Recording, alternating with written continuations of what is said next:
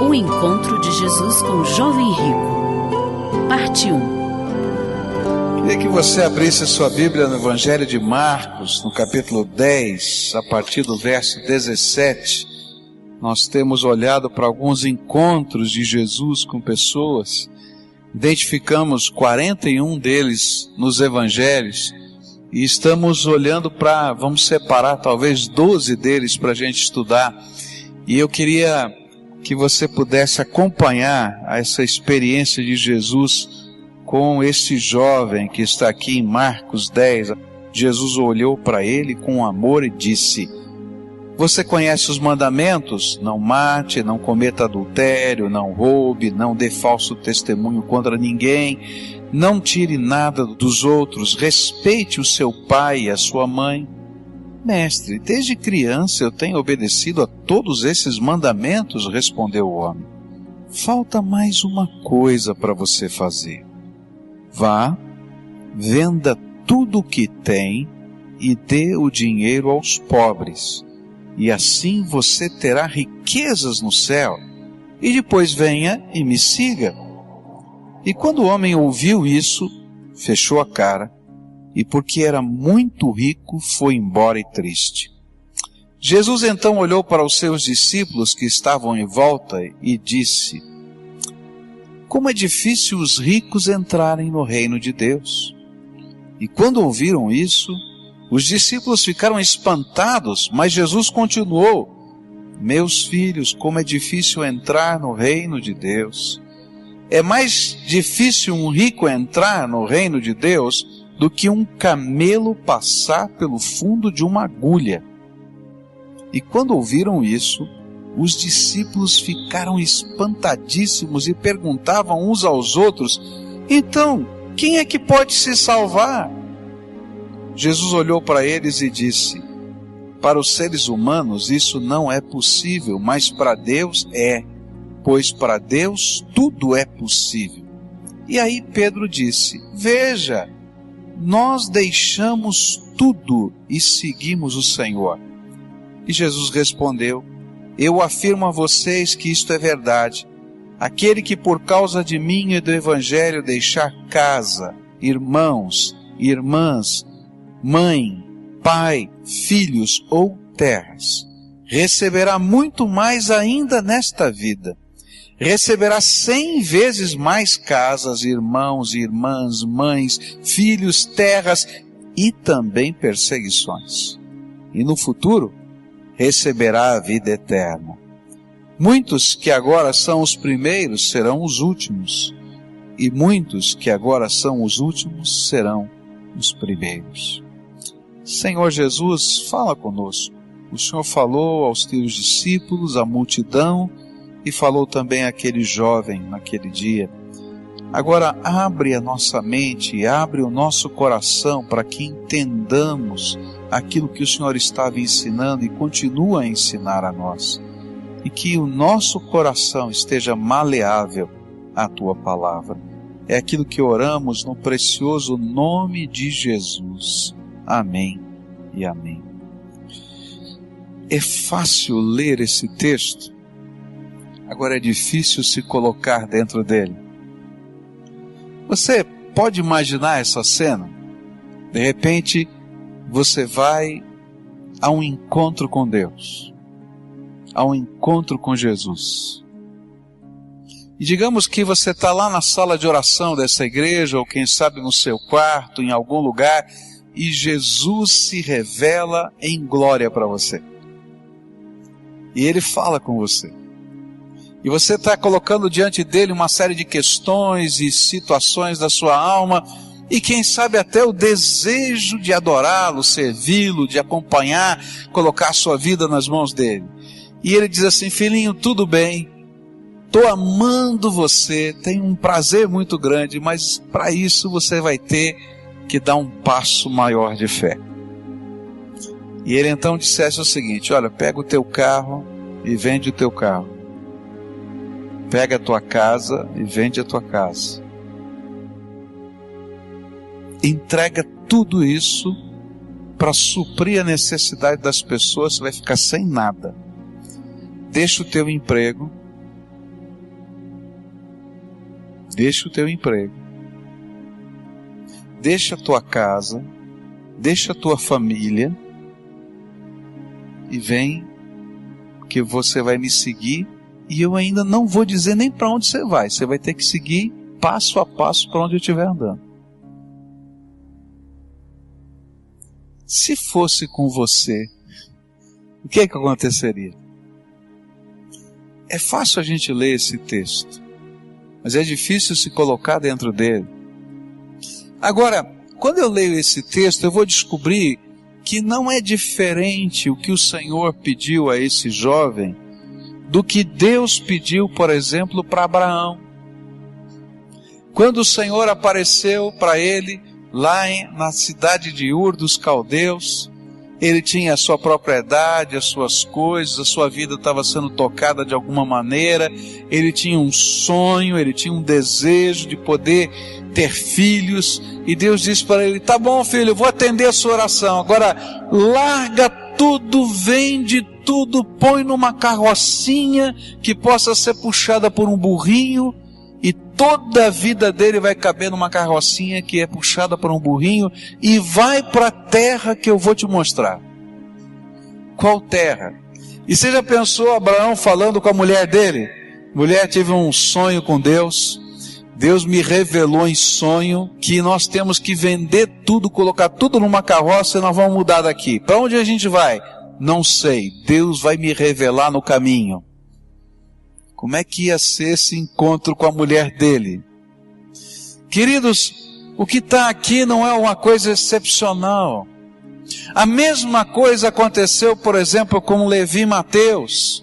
Levi e Mateus, que escreveu o Evangelho de Mateus, ele está na porta da cidade com a sua banquinha de coletor de impostos, ele tinha um emprego maravilhoso, o negócio funcionava, dava grana, ele era respeitado na cidade. Jesus passa por ele, olha nos olhos de Levi e Mateus e diz assim: Levi e Mateus, segue-me. E sabe o que a Bíblia diz? Ele larga a banquinha no meio do lugar e vai embora. A mesma coisa aconteceu com o apóstolo Pedro. Eles fazem uma pesca maravilhosa, os peixes estão na rede, e se você é um pescador sabe que não dá para deixar o peixe na rede. E ainda naquele tempo não tinha freezer para congelar, ele estraga, você tem que processar tudo imediatamente. E se você não conseguir vender tudo, você tem que salgar e colocar no sol. Não tem outro jeito. E depois que ele pesca tudo aquilo, é o sonho do pescador, pegar um cardume inteiro. Foi isso que aconteceu. Jesus diz assim: eu hoje estou te chamando para ser pescador de homens, vem para cá. E a Bíblia diz que ele deixa os barquinhos e deixa os peixes. O que esse texto tem para me ensinar sobre caminhar com Jesus? E que às vezes nos faz viver alguns contrastes na nossa vida. O que Jesus queria ensinar para esse homem que ele perguntou: você cumpre os mandamentos? Você é temente a Deus? Você é esse homem de bem na sociedade, ainda que jovem, mas você é um homem de bem, um homem que tem uma vida bonita diante dos homens. Você é uma pessoa humilde, porque você está de joelhos aqui na minha presença. Um dos textos dos paralelos fala que ele estava de joelhos. Você quer ser ensinado por mim. Você parece ser alguém obediente. Mas tem um contraste tremendo na tua vida, filho. E eu preciso tratar esse contraste que está na tua vida. Essa batalha que está dentro de você. Jesus amou esse moço, e a Bíblia diz que ele amou tanto esse moço que ele o convidou para ser um dos seus seguidores, da mesma maneira que ele convidou Pedro, que ele convidou Tiago, que ele convidou João. Não é? Eu brinquei uma vez estudando esse texto que esse aqui seria o 13º apóstolo. Que privilégio! Mas ao final desse encontro com Jesus, esse moço sai triste. decepcionado, porque esse homem que parecia estar tão perto do propósito de Deus, de fato estava tão longe do reino eterno de Deus. E a tristeza que esse homem viveu é porque Jesus revelou os verdadeiros tesouros do coração dele. O que Jesus queria que ele visse é que não tem maneira de a gente andar com Cristo sem uma entrega total e absoluta de todos os tesouros do nosso coração. Para Jesus ser o Senhor, é preciso que lhe entreguemos todos os tesouros do nosso coração. E queridos, não é fácil entregar os tesouros do coração. Veja o contraste, ao contrário.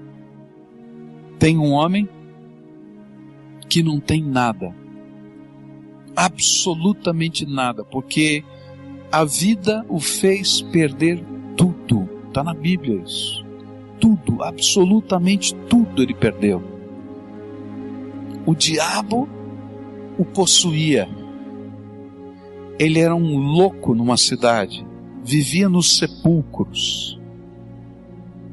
Ele encontra-se com Jesus, os demônios são expulsos da vida daquele homem. E ele agora está vestido, conversando com as pessoas. E aquele homem agora chega para Jesus e diz assim: Jesus, deixa eu entrar no teu barquinho, porque não sobrou nada na minha vida. E aí Jesus diz não para esse homem, porque faltava uma entrega para ele. Assim como faltava uma entrega para esse jovem rico que não tinha nada a ver com dinheiro, mas tinha a ver com os tesouros do coração. E aí Jesus olha para o homem que não tinha nada, olha nos olhos dele e diz assim: volta para tua casa e volta para os teus e conta tudo quanto Deus te fez. Sabe qual era a entrega?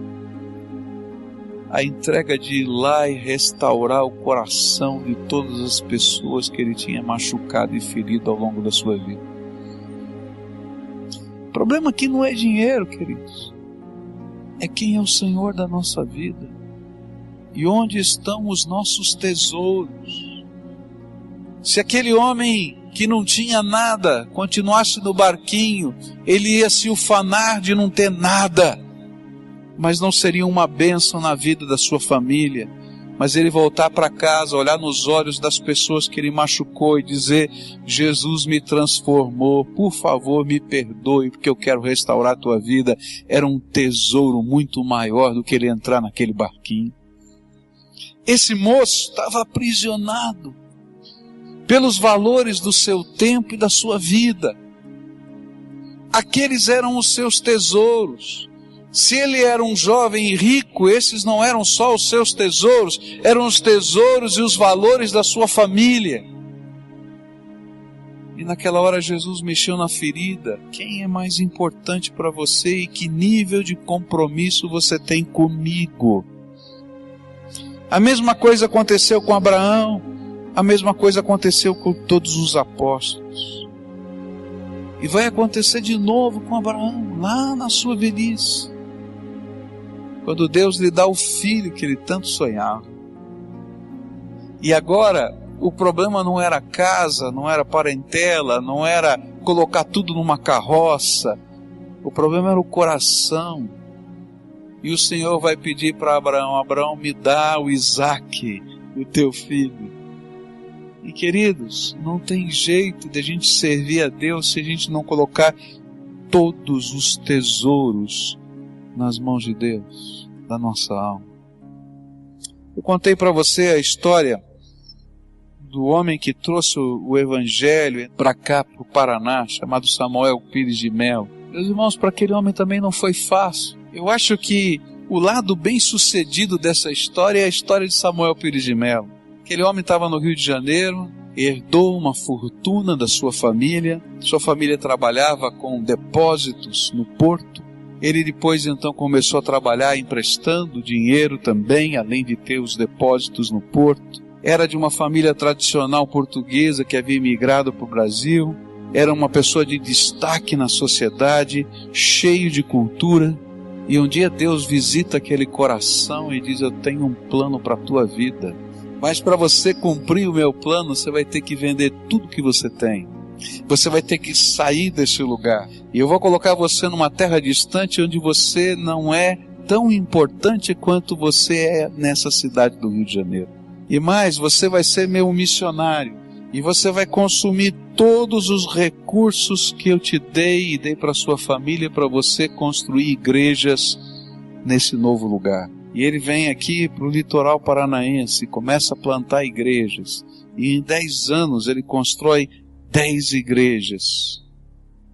Mas ele teve que abrir a mão do seu tesouro, que era a cultura portuguesa, da sua respeitabilidade para ser apedrejado na cidade, nas ruas da cidade de Paranaguá, como pregador do evangelho num tempo de perseguição, e investir tudo que tinha no projeto de Deus. Por incrível que pareça, o pedido de Jesus foi um pedido de amor para esse jovem rico, para Pedro, para João, para Levi, para todos esses homens da história. É porque toda vez que nós guardamos qualquer tesouro dentro do nosso coração, sejam pessoas ou coisas, Jesus não é o nosso maior tesouro. E o princípio do Evangelho é esse: buscai primeiro o reino de Deus e a sua justiça, e o quê? Todas as outras coisas vos serão acrescentadas. O princípio do Evangelho é: coloca Jesus como o tesouro da tua vida. E enquanto Jesus não for o maior tesouro, você não tem nada. E é por isso que o contraste mais forte desse texto, nesse momento, é uma coisa tremenda. Ele está dizendo assim: moço, você está tão perto, tão perto, tão perto, mas ao mesmo tempo está tão longe do propósito que eu tenho para você. E quando eu leio esse texto, eu fico pensando nessa multidão, gente de bem, gente séria, gente que tem temor de Deus. E que às vezes, quando a gente começa a fazer uma checagem de vida, dizer: olha, eu não mato, eu não roubo, eu tenho uma vida honesta, eu leio a Bíblia, eu pratico algumas coisas religiosas. E aí o Espírito de Deus olha para dentro do nosso coração e enxerga os contrastes. E Ele está preocupado com o nível de compromisso que você tem com o Deus Todo-Poderoso e Jesus como o Senhor da tua vida. E de repente Ele pega uma coisa, eu não sei que coisa, que talvez seja o seu tesouro, só o seu tesouro, e que não é mais si mesma, mas para você é o seu tesouro, e você está aprisionado. As coisas estão acontecendo na sua vida em função desse tesouro. E aí o Espírito de Deus vai dizer para você: filhinho, quer experimentar do meu poder? Quer experimentar da minha glória? Quer experimentar da minha presença? Quer ver as coisas extraordinárias acontecendo do Todo-Poderoso na tua vida? A essência do Evangelho é: eu morri para mim mesmo e Jesus ressuscitou em mim e me deu uma nova vida com novos valores e novos propósitos. Às vezes a gente não entende o simbolismo do batismo quando está lá dentro daquela água. A gente está dizendo exatamente isso: eu morri e fui sepultado, e quando me levantei das águas, eu estou aqui para viver uma vida que não é mais minha, pertence ao Senhor. E aí é muito complicado entender algumas doutrinas da palavra de Deus, que você é um sacerdote de Deus todo o tempo, e não existe o sacro e o profano, só existe uma coisa: você é servo de Deus e ministro de Deus em qualquer lugar. Que você é o templo do Espírito Santo, por isso esse templo, esse teu corpo não te pertence mais, você não faz dele o que você quiser, você faz tudo para a glória de Deus. E a Bíblia vai dizer: quer comais, quer bebais, quer façais qualquer outra coisa, faça para a glória de Deus. E aí a gente vai ter dificuldade de entender, por exemplo, o dízimo e as ofertas, porque a gente acha, a gente não entendeu nada. Não sou eu mais quem vive, mas é Cristo que vive em mim. E queridos, não tem outro jeito de seguir Jesus, a não ser que Jesus seja o Senhor absoluto e total da nossa vida. Cada um de nós vamos ter um encontro com Jesus semelhante a desse homem. E talvez, para alguns, seria tão fácil. Algumas coisas, por exemplo, se você não tem nada, dizer: larga o teu barraco e me segue, é fácil.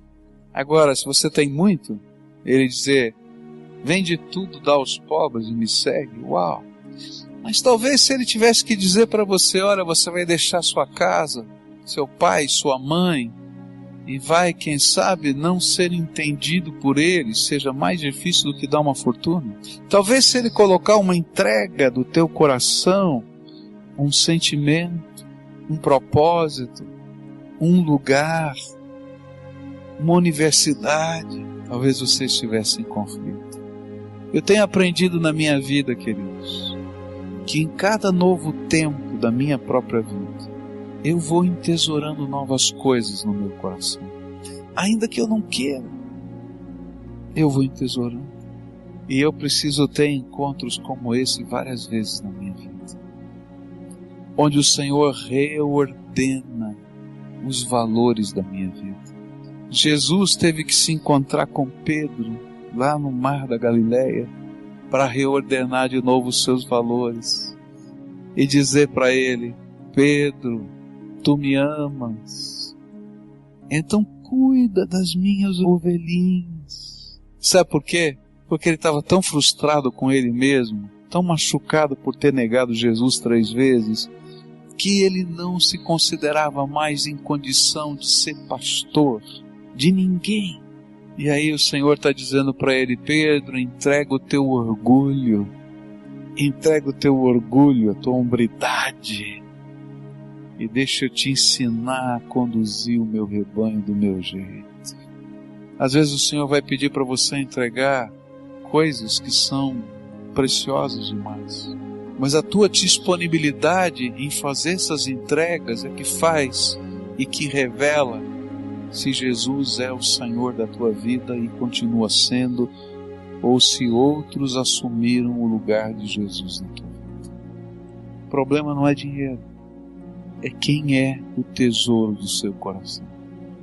Eu queria lembrar para você o que aconteceu com Jesus nessa noite em que ele ensinou esse memorial aos seus discípulos, porque esse é um valor que vale para todos e valeu inclusive para Jesus.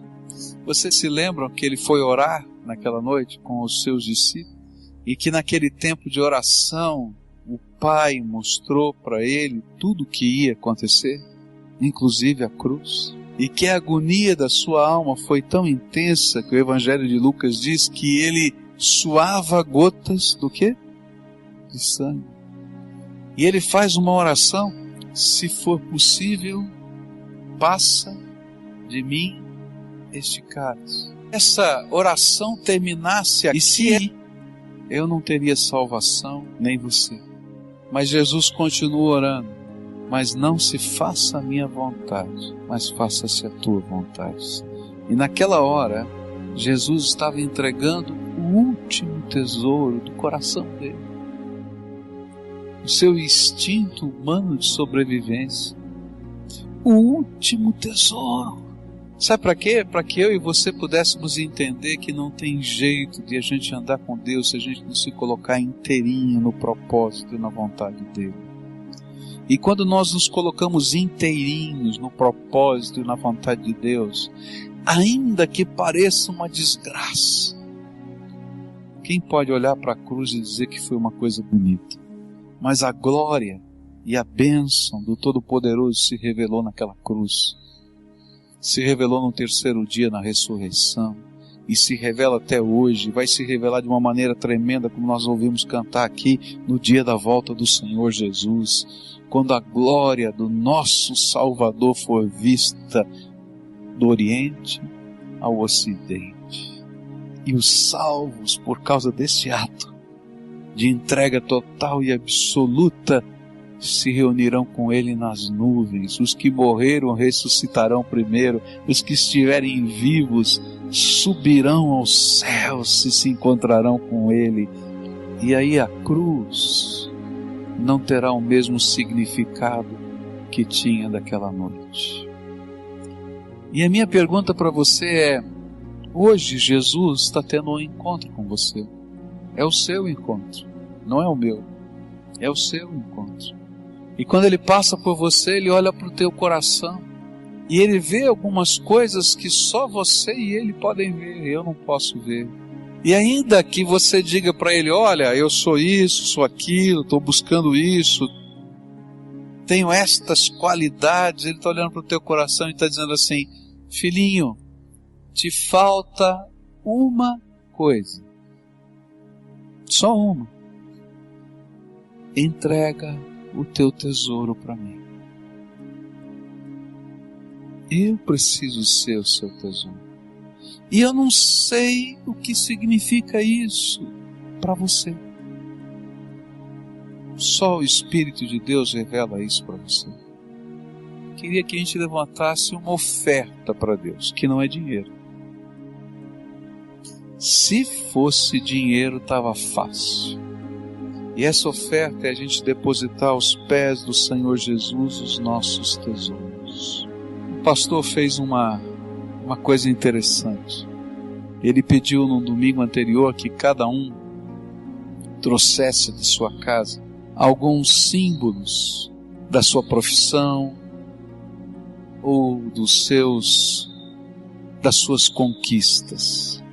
E insistiu com bastante veemência que todos trouxessem um símbolo qualquer de algo precioso, tremendo para eles. E naquele domingo a igreja, cada um tinha alguma coisa na mão. Alguns médicos trouxeram seus estetoscópios, símbolo da sua profissão. Outros trouxeram pequenos mimos que guardavam na sua casa. E num culto parecido como esse, na hora do apelo, ele falou: nós vamos levantar uma oferta. Mas a oferta não é dinheiro. Você vai colocar os seus tesouros na presença do Senhor. Aí alguns começaram a se levantar relutantes e começaram a colocar aqui em frente, diante do púlpito, estes símbolos. Nem todos se levantaram. Sabe, queridos, colocar os tesouros do coração nas mãos de Jesus é a maior de todas as ofertas. Porque a gente está colocando a nossa vida inteira e as nossas aspirações. Mas sem isso, não dá para seguir Jesus. Então nessa manhã eu não tenho símbolo nenhum aqui. Eu não pedi para você trazer símbolo nenhum. Mas você tem no seu coração esses tesouros. E hoje a gente vai fazer uma oferenda de louvor a Deus antes de participar desse memorial. É uma oferenda tremenda. Tu és o meu tesouro, Jesus. Tu és o meu tesouro, Jesus. Por isso eu deponho aos teus pés. E aí você vai completar essa frase. Isso, aquilo e aquilo outro. Algumas vezes o Senhor vai arrancar de nós e não vai deixar nunca mais que a gente tenha esse tesouro. Porque Ele conhece o meu coração e Ele sabe que se Ele me devolvesse, Ele tomaria o lugar de Jesus na nossa vida. Algumas vezes Ele devolve o nosso Isaac, mas no lugar certo, na perspectiva correta. Eu não posso garantir para você que Ele vai devolver o teu Isaac.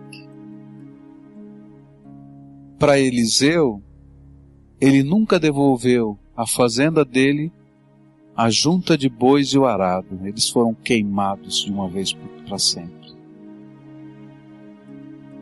Abraão nunca voltou para Ur dos Caldeus. Eu não sei como é que Deus vai lidar com a tua vida, porque só Ele conhece o teu coração. Por isso eu não quero negociar com você. Eu quero falar de uma entrega total e absoluta, uma rendição incondicional, onde a gente diz: Jesus, eu quero o Senhor acima de tudo e vou te seguir. E sabe qual é a troca que Deus faz? Ele diz assim: filho, eu não tomo para deixar um vazio na tua alma, porque quando eu sou o Senhor da tua vida, eu tenho um propósito, te abençoar. E aí a palavra de Deus vai dizer: pode ter certeza que eu vou multiplicar aquilo que você está me entregando, de uma outra maneira. E Ele vai dizer: olha, pode ter certeza que nessa vida você vai ter 100 vezes mais. E Ele não está falando de 100 vezes mais como investimento, queridos, porque quando Ele fala que você vai ter 100 vezes mais pais e mães, Ele está falando que você vai ter uma família de Deus imensa. Ele está falando de uma outra perspectiva, mas Ele está falando que a recompensa da sua graça é a presença dEle no nosso coração, que nos abençoa e nos transforma. Queria que você orasse, então que nesta hora você olhasse para o teu coração e você fizesse uma oração.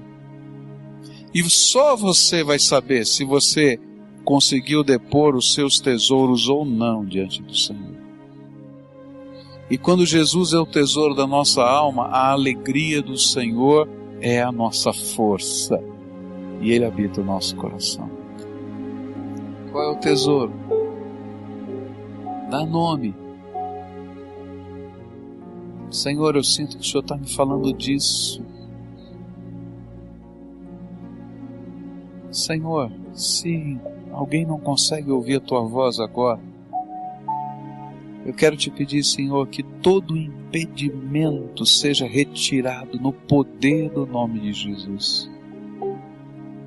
E que cada pessoa seja livre para ouvir a Tua voz e fazer as entregas que o Senhor está pedindo.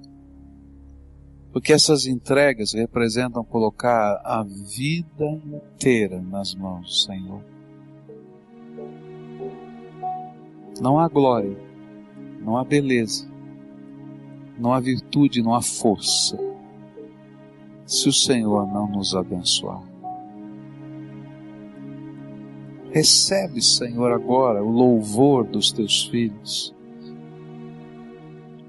com os símbolos dessas entregas.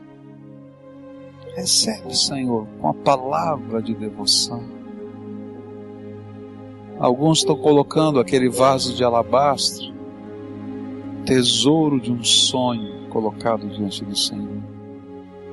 Outros estão colocando, Senhor, outros símbolos. Toma, Senhor, recebe